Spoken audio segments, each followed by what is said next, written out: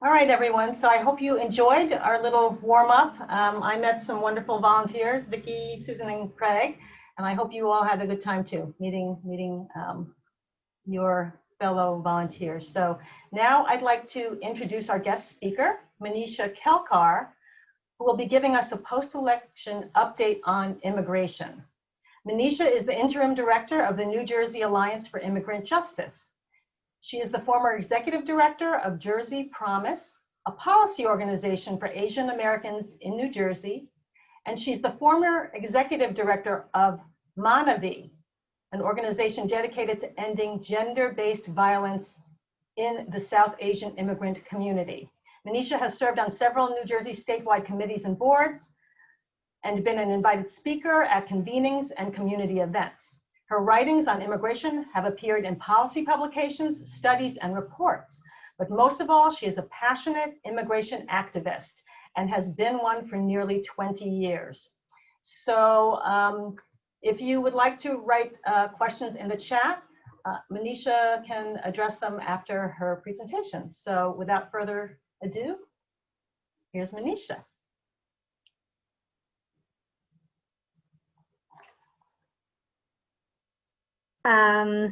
Oops. Have I unmuted myself? I clicked something. Am I okay? Yep. Okay. Well, hello, everyone. And thank you, Giselle. Thank you, Jackie, for inviting me to speak here today. I have heard so much about the strength of First Friends volunteer community that I'm truly honored to be addressing all of you today. And I feel like there must be so many things that I can learn from you. So please use the chat and send me not just questions, but comments and, add to what I say so that, my knowledge increases too. So this morning, as I opened my inbox, my email inbox, I noticed right on top a report released by Faith in New Jersey. It's called Our Stories, Our Futures, The Voices of Immigrant Communities. Some of you might have got it too. It was released this morning. And I opened it out of curiosity. I knew I wouldn't be able to read it fully, but I wanted to take a quick look. And it begins with the words, "A world without ICE is a world where the undocumented won't have to live with the fear of looking over their shoulders constantly." I read this and I said, wow, we've forgotten this world. I remember this world. I'm old enough, and maybe some of you are too. I'm old enough to have been an adult when 9/11 happened, and after 9/11, when the Department of Homeland Security was established, and out of that came ICE. But I clearly remember a world without ICE. And so when Faith in New Jersey, when this report talked about a world without ICE, I said, this is not fiction, this is not a fantasy. This actually existed about 20 years ago. And it's time we went back there. It's time. And so, I'd like to talk about some of the things that might change with the new administration, but many that won't. And so it's up to us to take a balanced view about what we're looking at going forward. So the elections are over, and there is a collective sigh of relief around the nation among activists such as ourselves. And I do want to pause and recognize and celebrate this moment, hoping that immigrant rights advocates can see some positive change in the coming years. But at the same time, we should not be lulled into a feeling of false security, because regardless of which administration is in power, we will still need to keep fighting the fights that bring dignity to immigrants. So looking at a Biden administration starting in 2021, I thought it would be useful to first frame it in the context of what he has promised, what the administration has promised, and what might be better at the federal level. And then look at, concerns and challenges and what we can do in the state. So on the positive side, Biden has promised that he won't just go back to the Obama era on immigration issues, because as you all remember, of all the wonderful things that President Obama did, he was also called the deporter-in-chief. So it's good to know that Biden does not want to simply go back to the Obama era. He wants to reassert America's commitment to asylum seekers and refugees. And he wants to do that in a bunch of different ways. So I'll outline some of those. Raise the refugee admissions cap to 125,000 refugees in the year after he takes office. Just as comparison, we accepted 18,000 this year. So 125, 18. That's stunning. And of course, 18,000 is down from 110 when Trump took office, but Biden wants to take it even further than that, which is great. He wants to end Trump's policies that deny asylum to victims of gang and domestic violence and members of the LGBTQ community. He wants to stop metering. Metering restricts the number of migrants who can seek protection at border posts. So that's a positive thing too. He wants to stop separating parents and children at the border, which is a no-brainer, which we shouldn't even talk about as something great. It's not, it's just a no-brainer. But anyway, he wants to do that, which is great. He also wants to allow children and young adults to apply for asylum in their home country rather than making the long, dangerous trip to the border. So these are a bunch of positive things the Biden administration has promised for asylees and refugees. And beyond that, of course, he wants to fully reinstate DACA. He wants to create a path to citizenship for the nearly 11 million undocumented immigrants. And there are several others, but I felt like these sort of capture what our community, the First Friends community of volunteers, may really want to hear about. So that's good stuff, right? But let's look at how much of this is feasible, to what extent it's feasible, and assess that a little bit. So of concern are various things. First of all, immigration reform, including many of these other initiatives that I outlined, will require congressional approval. But without a Democratic Senate, that is not easy. Control of the Senate, as you all know, rests on 2 Senate runoff races in Georgia in January. If those are positive, there is hope. If they're not, then we again have this whole split situation and enormous difficulty in getting congressional approval for anything. All of us activists have been calling to abolish ICE for the longest time, but Biden has not agreed to do that. Biden wants to reform. He wants to reform the existing immigration agencies rather than defunding or dismantling them. So although reform is definitely a step in the right direction, it also leaves open the question of what exactly does reform mean? Will it be deep enough? Will it be substantial enough?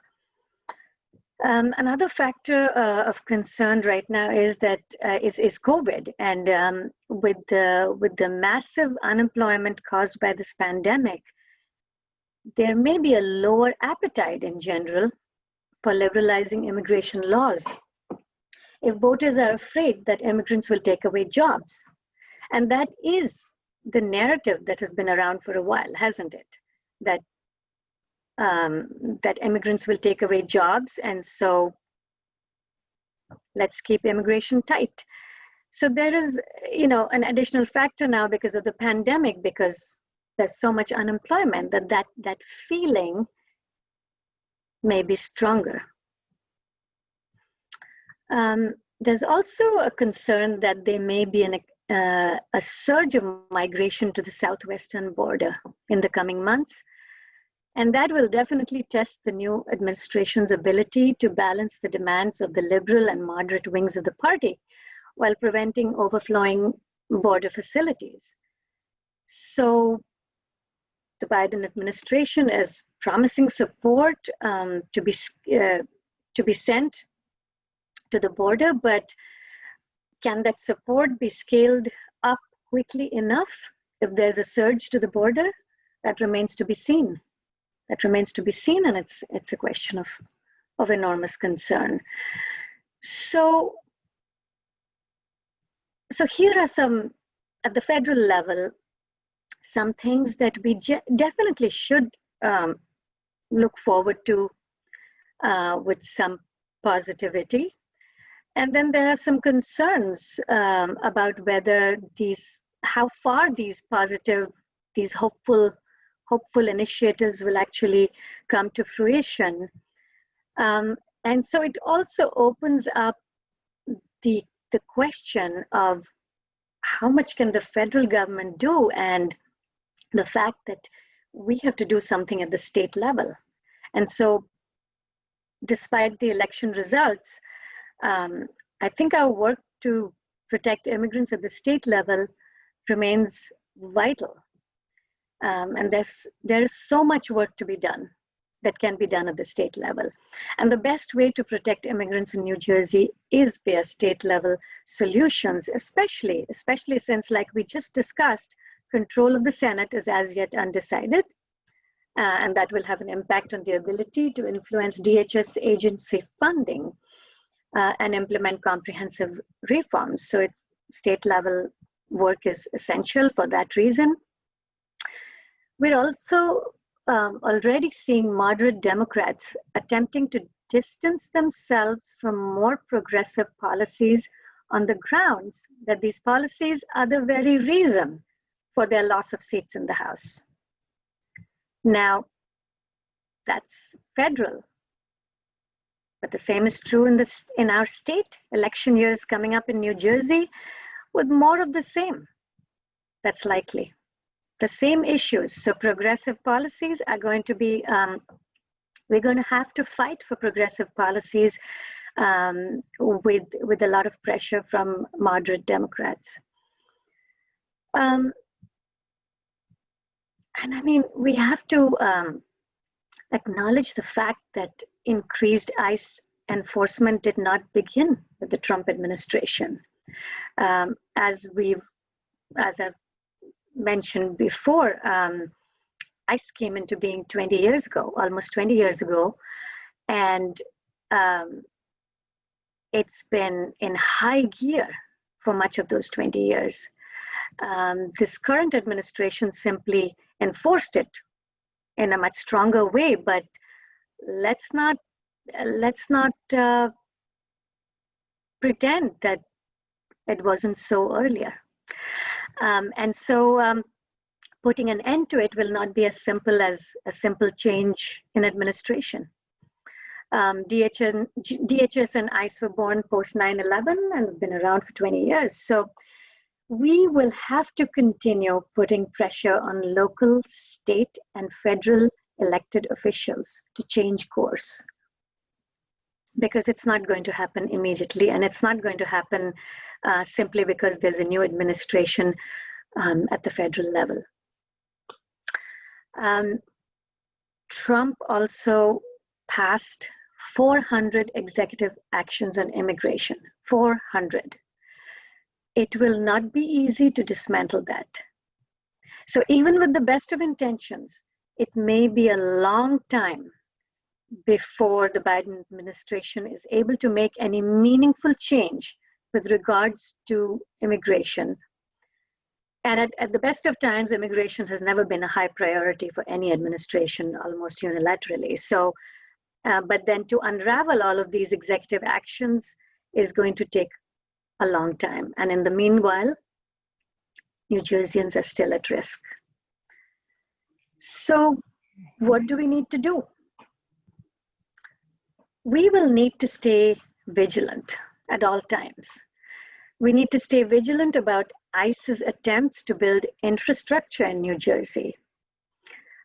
So I'm sure that this is not news to you. I'm sure you all know that ICE is looking to add more detention centers in New Jersey. They have made requests for information for additional detention space within 60 miles of their New Jersey and New York field offices that would house up to 900 detainees each. This is a special concern, and we cannot take this development lightly.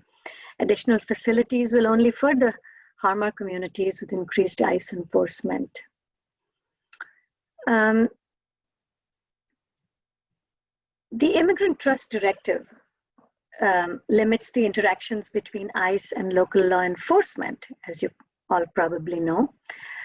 And this is an excellent directive, very well intentioned, but you know, it is after all a directive, and directives can be retracted, they're gone as easily as they came about. As soon as an administration changes, this directive could be gone too. So it's not permanent is what I mean. So we need to make the Immigrant Trust Directive permanent. And we do it by turning it into legislation. The Alliance is going to take a leadership role in making that happen. And we would like your help and everyone else's help in the Alliance, in the partnership, to help make that happen. The driver's licenses legislation that was passed last year, all of us together made sure that it stipulates that applicants' information can't be used by ICE for detention purposes. And so similarly, we have to be vigilant. We have to make sure that every piece of legislation we pass or help pass includes protections for immigrants and unauthorized immigrants in particular. And we have to make sure that those kinds of initiatives continue. In sum, our focus should continue to be about reducing detention, no matter what. So we should definitely celebrate. I'm not saying we should fall into a depression of any kind. We should definitely celebrate that there's a new administration and feel extremely hopeful about how this works out for immigrants. But we should be vigilant, and we should know that much has to be done right here in our state, and not simply wait for the federal government to take all action. Great. Thank you so much, Manisha. That was, really enlightening. We do have some questions from the group, and I'd like to read them out loud. Okay. There's one from Libby Klein. What agency handled the function of what ICE does now, before it existed? And if no one did, what was different that ICE wasn't needed back then?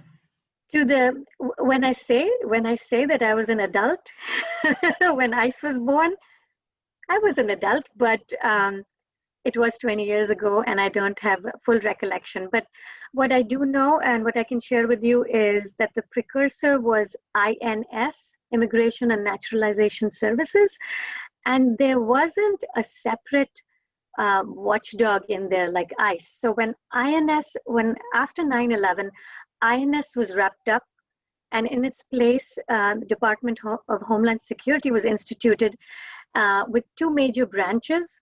Okay. There's USCIS, which is the United States Citizenship and Immigration, Services, and the other one is ICE. And ICE is more like the watchdog, sort of the aggressive agency that goes out to round up immigrants. And it's this approach changed. The approach became, let's find and deport. And so it's almost like the philosophy was different before. The philosophy before was, if you you overstay or if you are unauthorized, you get deportation orders and maybe you're deported, but likelihood was it wasn't that easy to find people and so on. But this whole focus on enforcement came in after 9/11, and that's why ICE was created, to be this enforcement wing. Got it. Okay, we have another question from Abby Kane. Does Congress have to approve Biden's plans, or can they be created by executive order? The way Definitely, absolutely. That's exact. So both. There are certain, and since I'm not an attorney, I can't tell you precisely what kinds of initiatives have to be passed by Congress and what kinds can be executive orders. But Biden has enormous leeway in creating executive orders, and I believe that that's what the administration has in mind to help pass quickly, swiftly, some of the most major initiatives. Now, there's a plus and a minus to that. The plus obviously is that he doesn't have to go through congressional approval. But the minus there, and it's quick, swift, and it can be put into action immediately. But the negative there is that, as I said before, an executive order can be rescinded as soon as the administration moves on and changes hands. So you can have something going for 4 years, but unless it is then put through Congress as a law, it's not in the books. It's not going to remain. It's not going to remain, right? Okay, we have a few more minutes to take a few more questions. Elaine Cohen says, what would it take for First Friends to join a few other advocacy organizations to initiate a petition to the new Biden administration to abolish ICE? And we... Giselle, you might be able to better answer that question. All I can say is that you can go through First Friends, and what the Alliance does. Let me tell you how the Alliance works. We are a membership organization, and we currently have 40 members. We don't take any decisions just within the staff. Our mandate is to reach out to our membership. Our membership decides what our campaigns are going to be every year. So, submit whatever you want to First Friends, and First Friends will bring that into the Alliance, and it'll factor into a decision of what campaigns the Alliance will follow going forward. Thank you. And later on in the program, we're going to be talking about our advocacy efforts, because we did recently create an advocacy council. So we're going to be talking about that in a little bit. I think I want to take one more question, just so we can stay on time. And then whatever questions Manisha has not been able to answer, Manisha, we will send them to you, and then you can respond. Let's see here. Oh, okay, from Ilana Wallach. What about the situation with the immigration judges recently appointed by Trump? Can Biden fire them or add his own judge? I think that's a very precise legal question. I'm afraid I'm not equipped to answer that. The way the courts work and appointment and so on of judges is beyond my level of knowledge. I'm sorry, that's not something I can answer. It's a question it's a legal question. I'm equally curious as you. Okay, great. All right, so I think we probably should move on, but thank you so much, Manisha. We will forward the other questions to you. I mean, they're in the chat, and then we can have those questions answered. This was very, very enlightening. Like I said, thank you so much for taking the time to be with us. It was really, really helpful. Thank you. Thank you for having me. It was absolutely an honor to be here. Thank you so much. I saw how many of you are here, and I'm amazed at the strength of this, your volunteer group, your volunteer base. That's amazing. Congratulations, First Friends, and here's to more excellent work. Thank you. Thank you, Manisha. Okay, so now I'd like to turn the program over to Helen Donaldson. Okay, Helen is one of our very dedicated volunteers. She will be giving us an update, all of you an update on the Volunteer Leadership Council, which is newly formed. So I encourage you to continue to ask questions in the chat.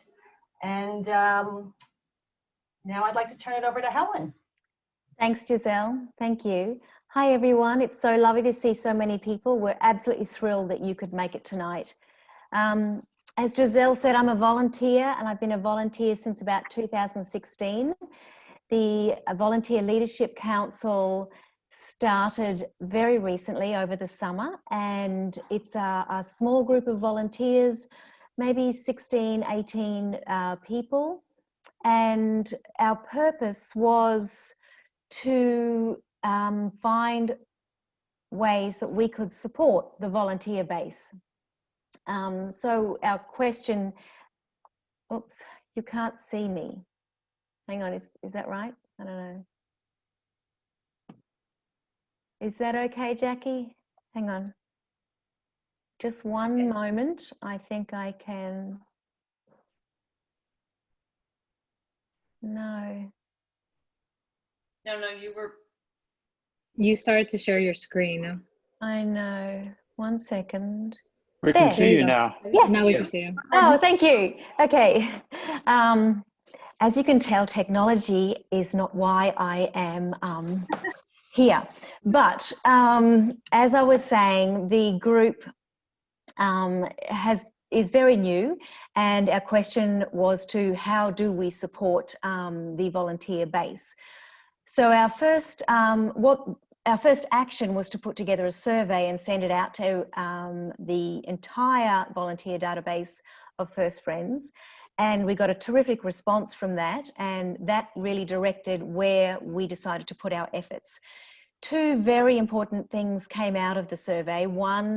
Two very important directions, I should say. One was a feeling of isolation from many volunteers, a feeling of not knowing where to ask their questions, being a little disconnected from First Friends. And obviously COVID hasn't helped with this situation. It has impacted First Friends as much as anyone else. And so the other directive was a lot of volunteers said, what can I do? How can I become involved? What more can I do? So this is where we put most of our focus. And we've come up with, well, tonight's meeting is actually the first of many that we hope to hold. And we want to give everyone the opportunity in these meetings to connect with like-minded people, to connect in smaller groups, to form your own connections as well, if you wish, with individuals, to ask questions, to find answers, to share stories. Just in my breakout room alone, I was talking to Rosemary and Elaine, and they were sharing their stories with me and the frustrations of not finding out information about what has happened to someone they might have visited or someone they might have written to. All these sorts of concerns and how we can support each other, encourage each other. All these sorts of concerns are what we want to address in these types of meetings. Unfortunately, everything is virtual at the moment, but our goal will be to do this in person once, post-COVID life appears in some form. But for now, we're here and we welcome everyone. We want to know that everyone has a voice here. Everyone is a volunteer with a great deal to contribute. Then we looked at what opportunities we might be able to present to the volunteer base directly, and in times like this, how you can make a difference and how you can become involved. So I am going to give you just a very brief overview of that, and then I'm going to pass it on to some staff members and some other volunteers to talk more about the details about how you can become involved. Let me see. As Giselle mentioned, one of the really big things that has come out of our meetings is the introduction of an advocacy subgroup, subcommittee. And this group has made some amazing strides in connecting with other immigration rights organizations in New Jersey and figuring out what kind of initiatives are aligned with First Friends mission and how we can connect our volunteers with that mission as part of our base.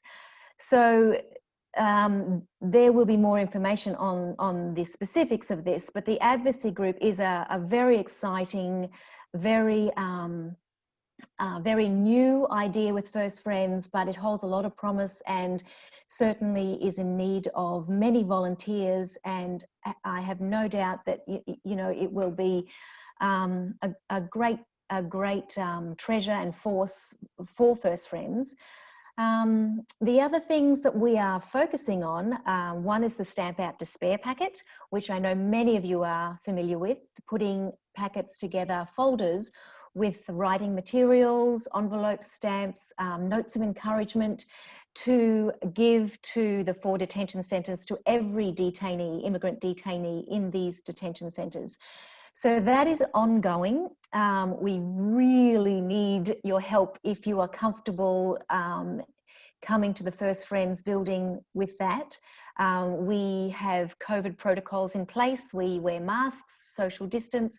We fill out forms about your history, and we take temperatures. We have hand sanitizer, things to wipe down benches. So if you feel safe in that kind of environment, we would absolutely love your help with that. And that's ongoing. The other things that are available at the moment that we could do with help with would be the hotline, particularly Spanish speakers. There would be separate training for that. So the hotline is one. Jackie and Stephanie will also talk about visitations and where we are with that, what centres are taking visitations or not, which ones you can do virtually, and all the details that go with that. But that's visitation can continue, so that's an important thing to know. And then we still have the Pen Pal program continuing, and I believe it's particularly in need of Spanish speakers, and more details to come. And then finally, there's our post-release services as well. So anyone who can aid in picking up someone who has been released at 9, 10, 11 o'clock at night, needs somewhere to go or has a place to go and needs to get there, clothing, or all the sorts of things that someone with nothing and knows no one could do with some help with. So those are the immediate things that we have that are in need of volunteers, and we would absolutely love you to step forward and contact us about that. So just, I'm going to hand it over to Stephanie and Jackie. Stephanie is our volunteer coordinator and Jackie is our direct services coordinator. And they cover a lot of ground. They do a lot of work, and we were so thankful for everything that they do, along with Giselle, who has done an incredible job just jumping in at this time. And I can't imagine the steepest learning curve that she has been on, but she's been a great force and help as well. So if you are wondering what has happened to First Friends volunteering, we are here, and the Leadership Council is really trying very hard to kickstart new connections with First Friends, enable that for you to make that happen. So I think it's a really exciting time to be with First Friends. I think there are going to be many more opportunities that come out of this council. They are full of enthusiastic, generous, and kind people. And I have had so much joy working with them, and I have so much fulfillment being part of this organization and fighting for this fight. So let me hand it over to Jackie and Stephanie, and thank you again for coming. And I really hope to meet many of you soon, and if in the future, in whatever capacity you feel like being part of this. And also, if you want to come to the meetings and sit back and relax and listen, that's absolutely fine too. No pressure. Okay, thanks, Stephanie and Jackie. Bye. Hi, everyone. Thank you, Helen, for the introduction. Like Helen said, my name is Jackie. I'm the Direct Service Coordinator. So I'm just going to talk a little bit briefly about some of the volunteer opportunities that we currently have, some of the ones that Helen touched on. But I will also right now put in the chat a link. So you can fill this link out now, or you can do it afterwards when you hear more about the volunteer opportunities. But basically, it's a survey so that you can answer and say what opportunity maybe sounded appealing to you and you just want to learn more information. And we, depending on what you check off, we will be following up with you in regards to these volunteer opportunities. So one of the things that we're always looking for volunteers is our post-release services. Like Helen had said, you know, the times of this varies. Sometimes there's a bigger need and sometimes it's smaller. It depends, you know, how many releases we're getting. But this is an opportunity for you. This is an opportunity for you to meet one of our friends once they're released, meeting them at the detention center. So we have 4 here in New Jersey, Essex, Hudson, Bergen, and Elizabeth. And basically what we do is we meet our friends when they're released. And currently, because of COVID, we're not driving our friends home or wherever they're headed, but we're getting them a Uber or a Lyft or a service so that you can still social distance, but also make sure they get into the right car and go get home safely. So that's something that we're always looking for volunteers. And this is something that could happen it could happen last minute because we don't always know when our friends are going to be released. But we have a training on Thursday to learn more about our post-release services, also our visitation program. So if you're interested in being trained, and if you are trained already, you don't need to do the training again. This is really more for people who are interested in the first time to receive our training. You can just let me know in the chat and we'll make sure to send you the information for our training for post-release services and our visitation program. So that's just a brief overview about post-release. Like I said, if you're interested, on Thursday, we're going to be talking more about that. And also we are looking for volunteers for our hotline. Currently, we have a need of bilingual volunteers since a lot of the people calling in from detention speak Spanish or other languages, so it's very helpful. And there is also a training for our hotline. So if you're interested in that and we have a group, we can schedule a hotline training. And that is that's from Monday through Friday. You can do that at home. And we would just set you up, and we're trying to do about like 3-hour shifts a week per volunteer interested. But we can definitely work around the schedule of whoever is interested. So that link is there. So if you're able to fill it out, please do. Mark whatever you're interested in. There's no commitment. It could just be to learn more information. And we will definitely follow up with you. So I'm going to pass it on to Stephanie. Hi to everyone. I hope you can hear me. I'm sorry. So we want to start with the pen pal. Right now, there is an urgent need for Spanish speaking volunteers. It does not require any training. So that's something you're interested, you could definitely just contact me, or like Jackie said, you could fill out the form. If you are assigned already 1 or 2, we will gladly assign you a couple more if that's something you're interested in doing. One of the common questions that we've been receiving is about the visitation. Visitation has resumed since almost the summertime, I would want to say, but just that there are restrictions. As far as right now, Hudson County, Kearney is only doing in-person visitation. Bergen County is doing in-person visitations as well.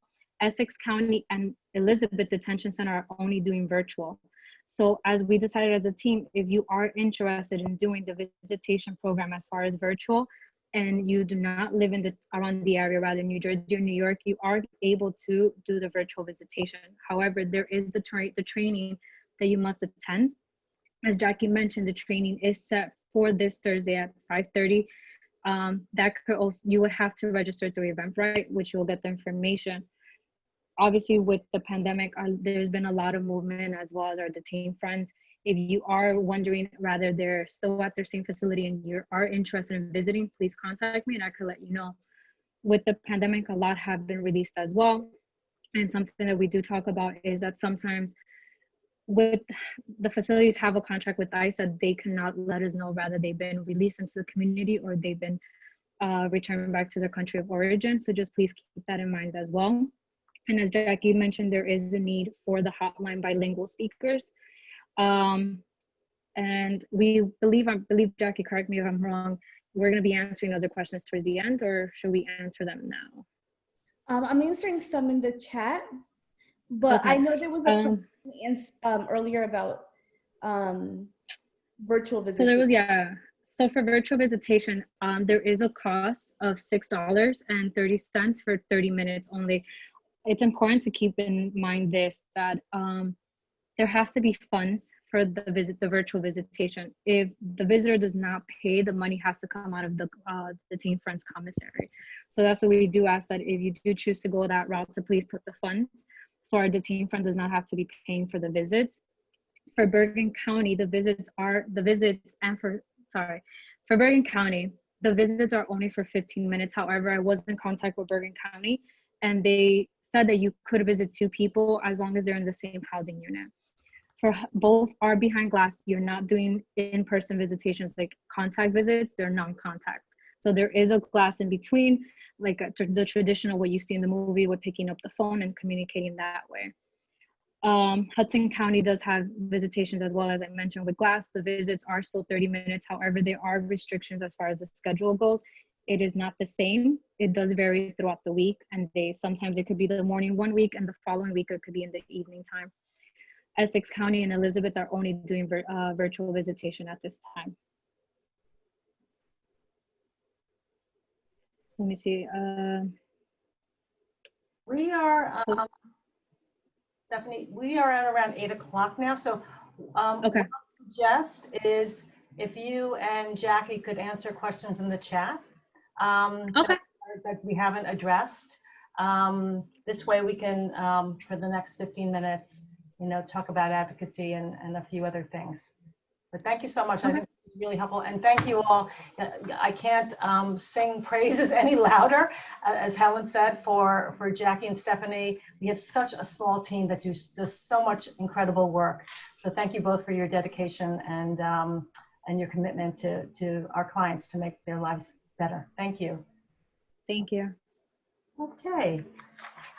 So now I'd like to introduce Ellen Ray. Ellen is another extremely dedicated, passionate volunteer, and she is going to give us that update on our newly formed advocacy group. Hi, everybody. It's a pleasure to speak to you tonight, and I'm hoping that after the meeting, some of you will sign up to get involved with our advocacy committee. We started going a few weeks ago, and our first action in terms of learning about campaigns and activities that we could be involved in to improve the lives of immigrants, especially our detained friends and post-released friends, was to meet with 4 different organizations. So I'll just quickly tell you who we met with. We've had meetings with American Friends Service Committee, Immigrants' Rights Project, the New Jersey Alliance for Immigrant Justice, which is Manisha's organization, Make the Road New Jersey, and the Northern New Jersey Democratic Socialist Alliance. And each group told us about the issues that they're involved in, the campaigns, and invited us. They were all very enthusiastic about First Friends volunteers joining in their campaigns and actions. So we need to work in full cooperation and under the direction of the board and staff. So we've been communicating with them. And I would say there's probably about 10 different campaigns that the groups told us about. So we've chosen 3 of those campaigns to be activities that we want to get involved in immediately. So again, if you're interested in becoming part of the advocate group, please indicate that on the survey that was posted into the chat, and we will contact you about how you can start to get involved. I'd now like to introduce one of my colleagues on the committee, John Curry, who will reveal our first 3 campaign priorities. Okay, let me unmute myself. I want to thank everybody for coming. And I think one thing we notice as we are volunteers working directly with people who are in detention or who have been released is just the power of having that window on the experiences of people who really have been victims of ICE enforcement, of the negative immigration policies we've seen in the United States. I do want to piggyback on what Manisha said. As far as we really need to be vigilant, it'd be great to say that the problems with just abusive immigration policy started with Donald Trump. They did not. They've been with us for a long time, and this issue is going to continue. And really want to use the energy that we've gotten from being in a close relationship with people that we visited or talked to get involved in advocacy type activities. And as Ellen said, we're focusing on 3 at this point in time. We will be providing information and other things going out on emails, but we want to focus the energy right now as much as possible on a few issues that directly impact on detained immigrants or people who might end up in the detention center system. One of them is the Universal Representation Program that's right now in existence in New Jersey. New Jersey is the 2nd state in the nation to use state funds to provide legal representation for people who are facing potential deportation. We know that there is a 3 times, people who do not have representation are 3 times more likely to be deported. So it can make a huge difference. And only about 14% of people who do not have legal representation are deported each year. New Jersey right now is allocated, my cat always likes coming when I'm talking. Right now, the state of New Jersey has provided $3.1 million for representation, and we're hoping that that money is continued and maybe increased next year. Right now, we don't have concrete actions because we're waiting to see how things go, but we will be reaching out to people as far as letter writing, potentially speaking at hearings, other ways that you can pressure our elected representatives to make sure that that money keeps coming through. The other thing we're going to be working on is the Immigrant Trust Directive, which was put out by the Attorney General's office here in New Jersey.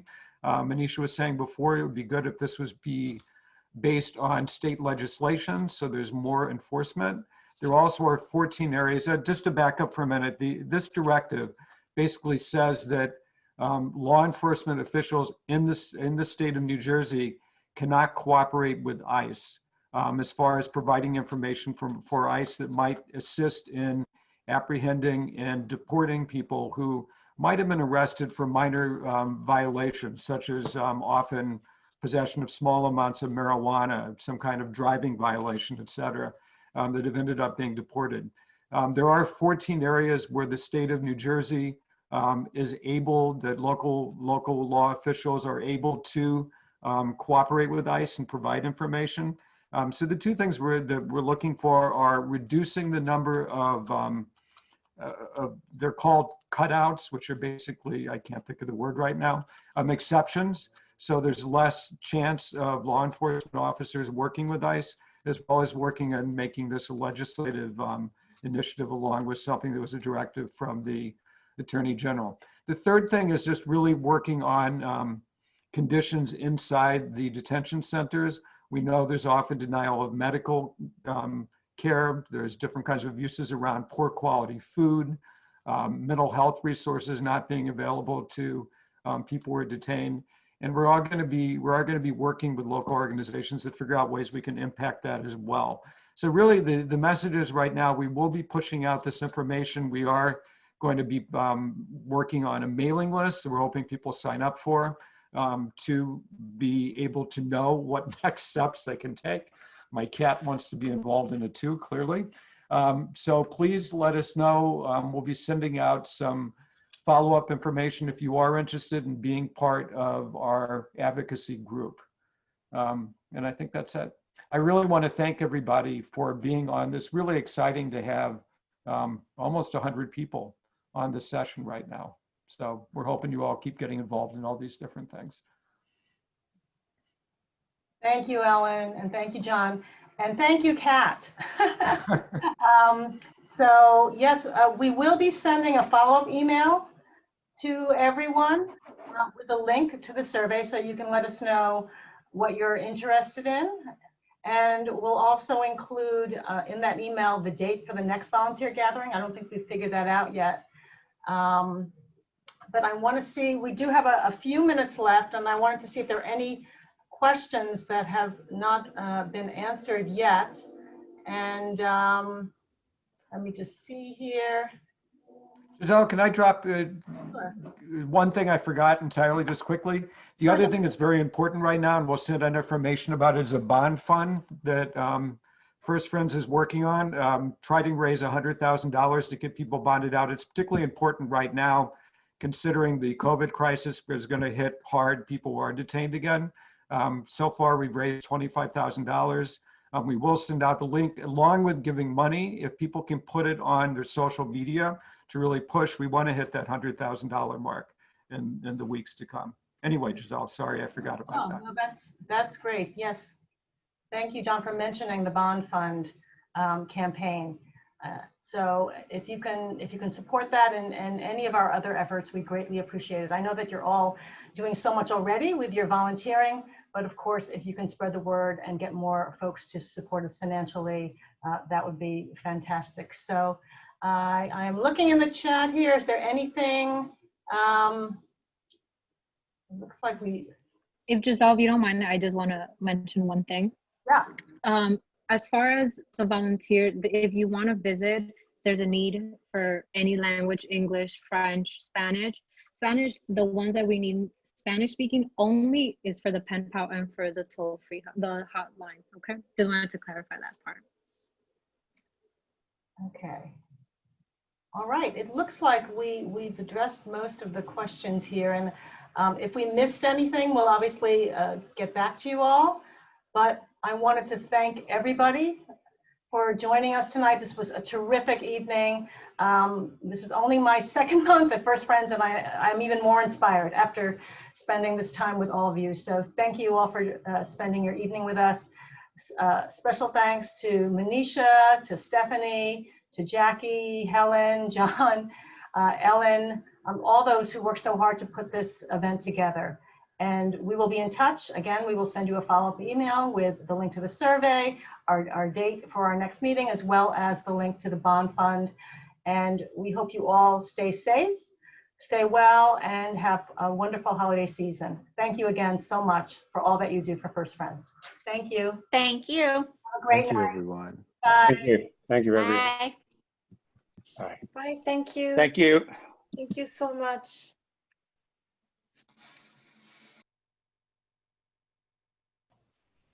Thank you.